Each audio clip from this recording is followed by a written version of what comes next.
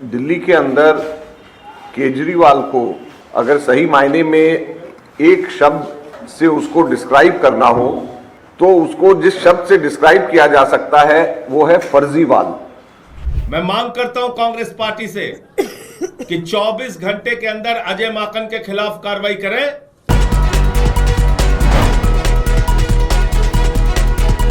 दोस्तों नमस्कार, मैं संजय मग्गू और मौजूद हैं देश रोजाना के डिजिटल मीडिया मंच पर।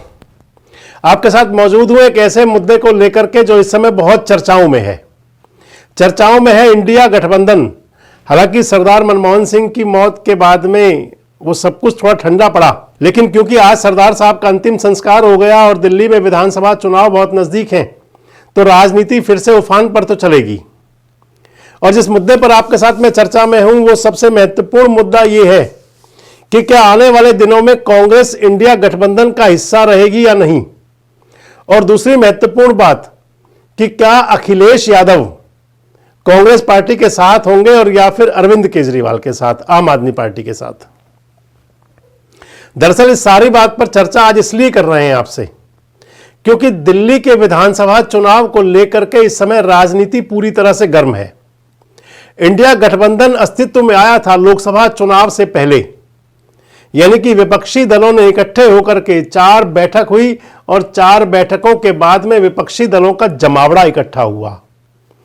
तमाम विपक्षी दल जिनके अंदर की कांग्रेस नेतृत्व कर रही थी, तमाम विपक्षी पार्टियां उसके अंदर शामिल हुई, चाहे वो ममता बनर्जी की पार्टी तृणमूल कांग्रेस थी, चाहे अरविंद केजरीवाल की पार्टी आम आदमी पार्टी थी, चाहे इसके अंदर शरद पवार की एनसीपी थी, चाहे उद्धव ठाकरे की शिवसेना थी, चाहे इसके अंदर अखिलेश यादव की समाजवादी पार्टी थी, चाहे इसके अंदर तमिलनाडु की पार्टियां थी, द्रविड़ पार्टी थी, चाहे इसके अंदर कम्युनिस्ट पार्टियां थी, चाहे इसके अंदर लालू प्रसाद यादव की पार्टी थी, चाहे इसके अंदर नीतीश कुमार की जेडीयू थी। हालांकि नीतीश कुमार साहब की जेडीयू तो इंडिया गठबंधन के अस्तित्व में आने के साथ साथ ही बाय बाय बोल गई और जाकर के नीतीश बाबू चले गए प्रधानमंत्री नरेंद्र मोदी के एनडीए के साथ और जाकर के कह दिया कि अब कभी इधर उधर नहीं जाएंगे। हालांकि कुछ पता नहीं कि अब बिहार का चुनाव आने वाला है, नीतीश बाबू किधर जाएंगे, लेकिन उस समय इंडिया गठबंधन जिसके वो पुरोधा थे, जो बनाने वाले थे, उसको छोड़ करके चले गए। अब मैं आपसे कह रहा था कि इंडिया गठबंधन का आगे होगा क्या, कांग्रेस पार्टी का आगे होगा क्या, कांग्रेस रहेगी या जाएगी। आगे की बात करने से पहले पुरानी बात करना जरूरी है, इतिहास की बात करना जरूरी है, क्योंकि मैंने आपको बताया कि नीतीश कुमार जो माली बने थे, जो सृजक बने थे इंडिया गठबंधन के, विपक्षी गठबंधन के, लेकिन आकार लेने से पहले ही भ्रूण हत्या करके चले गए। वो एनडीए के अंदर प्रधानमंत्री नरेंद्र मोदी के साथ बीजेपी के हमराह हो गए। और उसके बाद अगर अगली बात करें तो फिर लोकसभा के चुनाव से पहले ही ममता दीदी ने भी अपनी अलग राह पकड़ ली, पश्चिम बंगाल की सभी लोकसभा सीटों पर अपने बूते चुनाव लड़ा और अब संसद चुनाव यानी कि लोकसभा चुनाव के बाद और अब तक भी उनका अपनी डफली, अपना राग बजाती हैं हमेशा। एक तरफ वो इंडिया गठबंधन में खुद को कहती हैं, दूसरी तरफ उनका रास्ता अलग होता है। उसके बाद चलें तो फिर हरियाणा के अंदर विधानसभा चुनाव हुआ, दम तोड़ गया इंडिया गठबंधन। यहां फिर से एक बार हरियाणा के अंदर आम आदमी पार्टी ने अलग चुनाव लड़ा, कांग्रेस पार्टी ने अलग चुनाव लड़ा, शरद पवार की साहब की पार्टी से भी एक कैंडिडेट आए। हालांकि एक विधानसभा की सीट कांग्रेस पार्टी ने जरूर दे दी कम्युनिस्ट पार्टी को, लेकिन इंडिया गठबंधन की जो संरचना थी यहां पर वो तार तार हो गई, टूट गई। उसके बाद चलें तो फिर अब दिल्ली का विधानसभा चुनाव है। हालांकि इंडिया गठबंधन टूटा महाराष्ट्र के अंदर भी, महाराष्ट्र जहां पर कि इंडिया गठबंधन की 3 सहयोगी पार्टियां थी, शरद पवार की पार्टी, कांग्रेस पार्टी और इनके साथ में उद्धव ठाकरे की पार्टी, महाविकास अघाड़ी जिसका नाम था। लेकिन इस अघाड़ी की गाड़ी से अलग उतर गए थे अखिलेश बाबू, समाजवादी पार्टी, अलग चुनाव लड़ा उन्होंने वहां पर महाराष्ट्र के अंदर, यानी कि यहां भी इंडिया गठबंधन टूटा। और अब दिल्ली का विधानसभा चुनाव से पहले तो इंडिया गठबंधन की स्थिति ऐसी बनती जा रही है कि इस दिल के टुकड़े 1000 होंगे, कोई यहां गिरेगा, कोई वहां गिरेगा। और लगता है कि इससे पहले सबसे बड़ी बात यह हो रही है कि इंडिया गठबंधन की वो संरचना, वो आधार जिस पर कि वो खड़ा हुआ था, वो सब कुछ टूटने की तरफ अग्रसर है।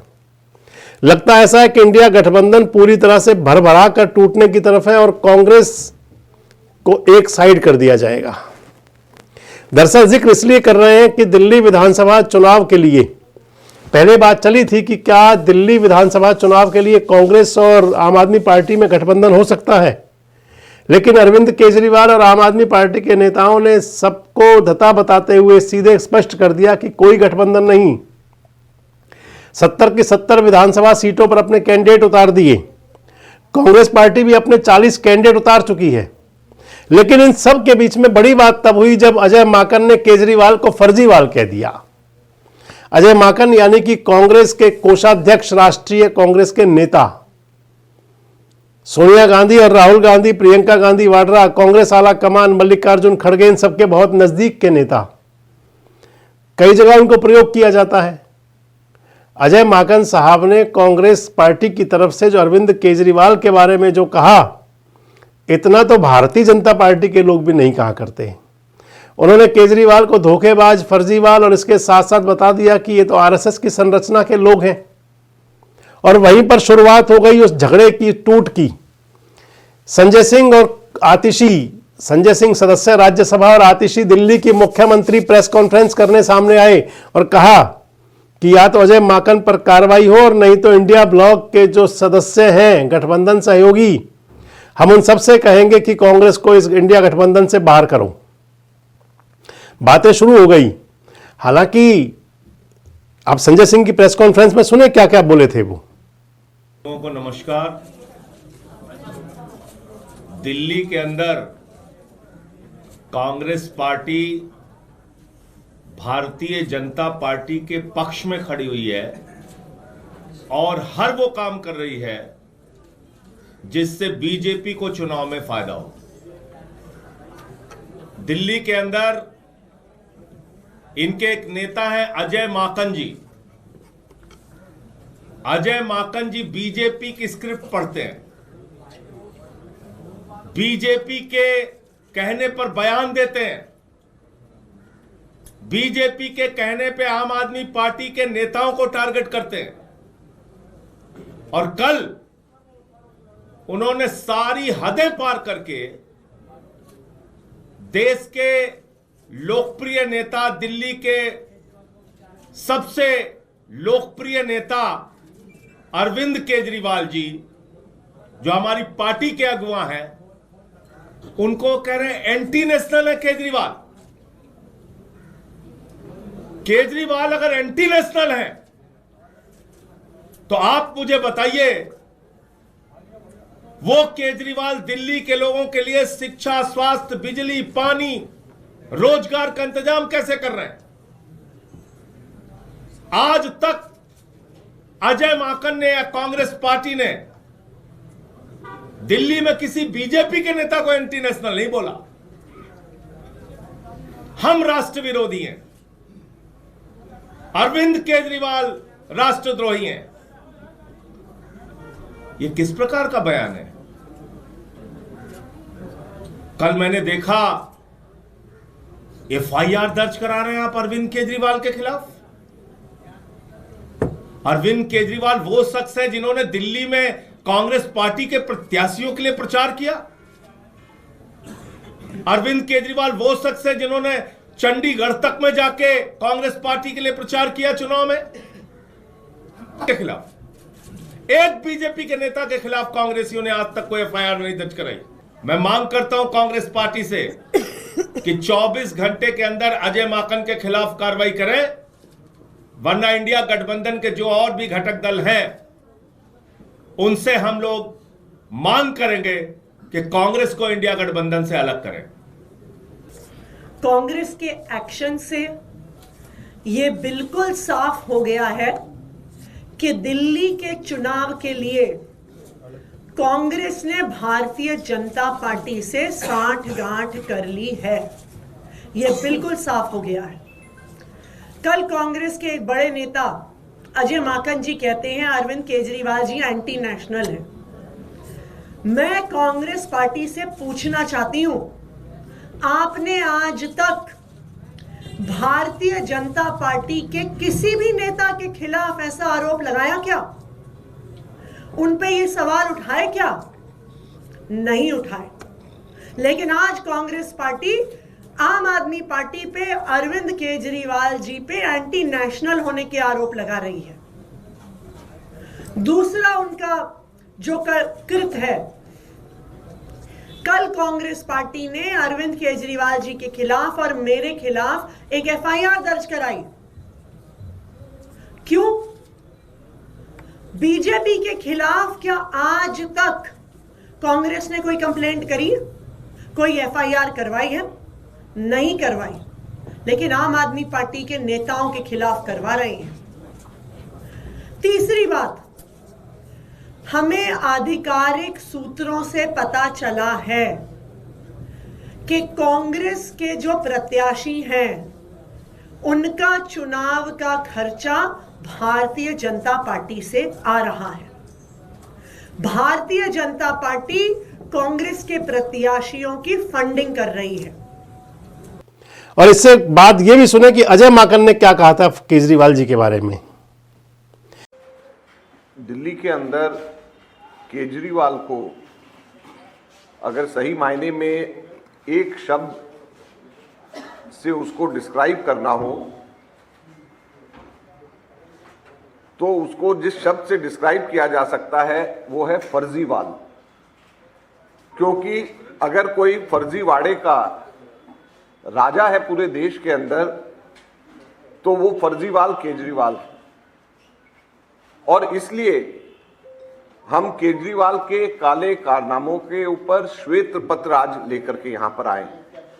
केजरीवाल के सरकार के काले कारनामों के ऊपर श्वेत पत्र, और ये केवल केजरीवाल सरकार नहीं बल्कि केंद्र की भाजपा सरकार के ऊपर भी लागू होगा। आप देखेंगे जब हम इस पे बताएंगे। और इसलिए हमने जो इसका मुख पृष्ठ के ऊपर जो दिया है, जिसको हम आगे लेकर के जाएंगे, मौका मौका हर बार धोखा।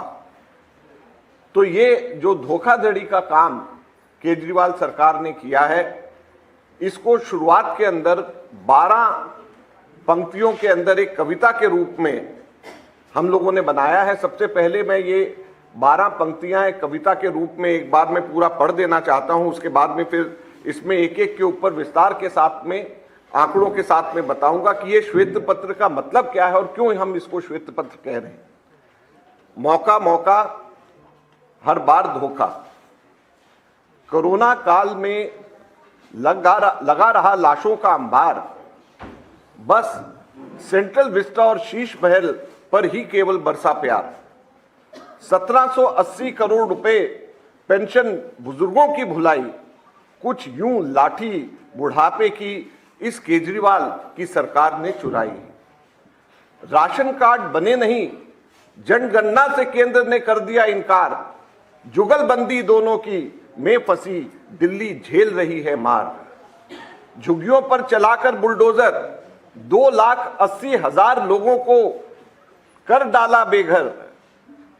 38% डॉक्टर नहीं, 10,250 करोड़ की कमी से जूझ रहे अस्पताल। रचते रहे बस जुमलों का जंजाल। 56,000 इकोनॉमिकली वीकर सेक्शन की सीटें खाली। अध्यापक और प्रिंसिपल स्कूल में नहीं, सरकार मौज में डूबी रही, शीश महल के पूल में डूबी रही।